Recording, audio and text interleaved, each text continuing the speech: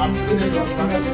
एक बहुत बड़ा मुद्दा जो सामने आ रही है, इस वक्त मेरी मौजूदगी कर्मठार है और मेरे साथ सुंदर साथ जी हैं और इससे बात करेंगे क्या कुछ मामला को लेकर एक मीटिंग का प्रोजेक्ट। आज हम लोग मान लीजिए यहाँ कर्मठार में जो मान लीजिए विस्थापन नीति आपका सही तरीका से नहीं हो पाया, जिसमें बहुत बड़ा कर्मठार क्वार्टर घोटाला, बहुत बड़ा घोटाला, जिसमें आपका मैनेजमेंट जो प्रबंधक हमारे यहाँ का है, संजीव कश्यप साहब, आपका अजय विश्वकर्मा साहब, आपका तारकेश्वर रजक साहब, ये कौन?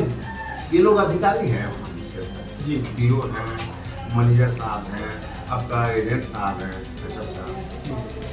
और घोटाला इस तरह से है कि एक ही आदमी को, जिनको पहले से बेलगड़िया में मिला हुआ है क्वार्टर, उनका क्वार्टर कर्मठार में कैसे हो गया? ये मतलब एक आदमी को 3 क्वार्टर रखना है, 3 क्वार्टर। तो इतना बड़ा मैनेजमेंट गलती कैसे कर सकती है? गलती जान के कर रही है जी। मैनेजमेंट का मिली भगत है जी। मैनेजमेंट सारा चीज जान रहा है, मैनेजमेंट का नेतृत्व नहीं हो रहा है। सर ये जो आप मुद्दा उठा रहे हैं बहुत बड़ा मुद्दा है सर, तो ये खबर आपको कहाँ से मिली और कैसे मिली? नहीं कहाँ से, देखिए हम वही कॉलोनी में हैं जी। और अभी भी हैं। आपका डी झारखंड कॉलोनी मजदूर यूनियन का केंद्रीय उपाध्यक्ष भी है जी। और ये यूनियन आपका हमारे झारखंड के पूर्व मुख्यमंत्री माननीय बाबूलाल मरांडी जी का यूनियन है, केंद्रीय उपाध्यक्ष। तो हमारी लड़ाई, हम शुरू से इस पे हमारी निगाह है ना। और जब हम वहाँ हैं, अब खुद हम विस्थापन नीति में हैं, हम 3 जगह से विस्थापन होकर मान लीजिए विकर्मा। पहले हम लोग मान लीजिए थे वहाँ 9 तीसरा वहाँ से आए, 9 तीसरा से गोल्डन पहाड़ी आए, गोल्डन पहाड़ी से भी मान लीजिए कर्मा।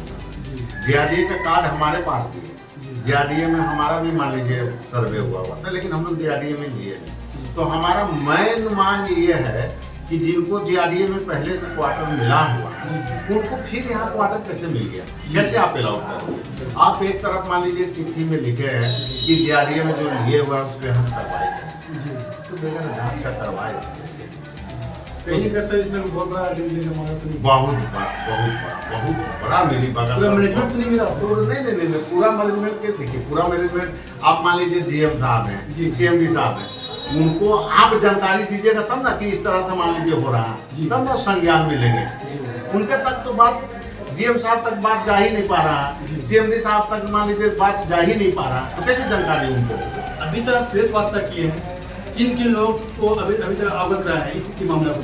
अभी ये पहला हमारा प्रेस कॉन्फ्रेंस यहाँ कर्मठार में आपका है जी। और अभी हम इसलिए ये एक मैनेजमेंट को समझिए कि अभी हम मान लीजिए कि बहुत राहत दे रहे हैं जी, है ना। उसके बाद ये जीआरडीए वाला जो मामला है, और एक ही आदमी को 3 जगह क्वार्टर, कर्मठार, बेलगड़िया, कुसुम विहार, एमओसीपी, कैसे रह रहा भाई? इसकी जांच तो सर हम लोग देखते हैं सर कि झरिया में या कुलांचल में जितने भी लोग रह रहे हैं उनको क्वार्टर नहीं मिल पा रहा है, सही आदमी को मिल ही नहीं पा रहा। जी।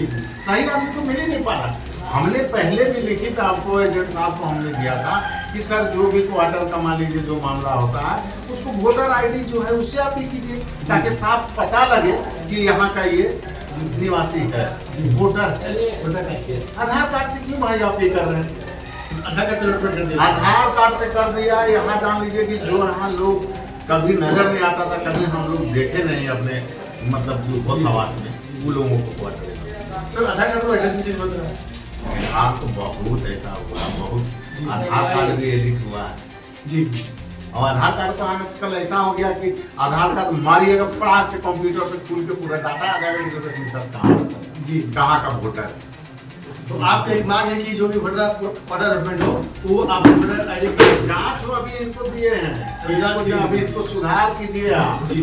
नहीं तो फिर हम अभी मान लीजिए 10 दिन का इनको टाइम दे रहे हैं, इसको आप जांच करके आप कैंसिल का बात किए हैं तो इसको कैंसिल कीजिए और इन लोगों पर कार्रवाई कीजिए, और नहीं तो फिर हम जाएंगे हमारे धनबाद के माननीय डीसी साहब से हम मुलाकात करेंगे, डीसी साहब को अवगत करवाएंगे हम सारे मामला पर कि सर ऐसा ऐसा मतलब घोटाला है। ये हम वही सवाल हमने पूछा है। हमने इस लेटर में एमपी साहब का माध्यम से जो हमने लेटर दिलवाया, माननीय राजेश रंजन उर्फ पप्पू यादव साहब का जो लेटर है, सीएमडी साहब से वही सवाल कि आप योगेश निषाद को किस नीति के तहत आप सीखे, ये बताइए ना। 99 साल का है कि लाइफ टाइम। अभी देखिए एक लेटर और है हमारे पास, अभी दिखाते हैं आप लोग को, दिखा देते हैं पर्सनल आपको। जब तक हम सांप का मंत्र नहीं जानेंगे तो सांप का बिल में हाथ नहीं डालेंगे। हाथ लीजिए मिल रहा है वो तो नहीं, यहाँ नहीं मिल रहा है। ये तो डीसी साहब का नेतृत्व में मान लीजिए जीआरडीए का जो भी मान लीजिए काम है, ये डीसी साहब का नेतृत्व में मान लीजिए होगा। विस्थापन नीति हो तो सबके लिए एक ही समान होगा ना। वही बोले थे कि 3 डिसमिल जमीन और ये 3,65,000 रुपया और जीआरडीए में कन्वर्ट करके इसको दिया जाए। उनका बयान है, ये हमारा बयान नहीं है। सीएमडी साहब, हाँ उनका बयान है, ये लगा हुआ पेपर लगा करके। सीएमडी साहब का मतलब वो आए थे जो जिनका जमीन रैयत में है, झरिया में जमीन रैयत, रैयत जो है, रैयत का अलग सिस्टम था। जी। रैयत का आप जमीन ले रहे हैं तो रैयत को आप भाई उसको देना होगा आपको। जी जी, रैयत का ही सारा है।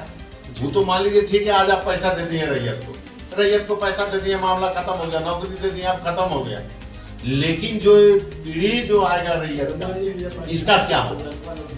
पैसा तो हम ले रहे हैं, 4 भाई हम, तो पैसा तो हम ले लिए, लेकिन जो रैयत का जो पीढ़ी बाय पीढ़ी दर पीढ़ी जो चलेगा उसका क्या होगा? जमीन जब हमारा रहता तो पीढ़ी बाय पीढ़ी बंटवारा होते जाता, चाहे 50 ग्राम हमारा हिस्सा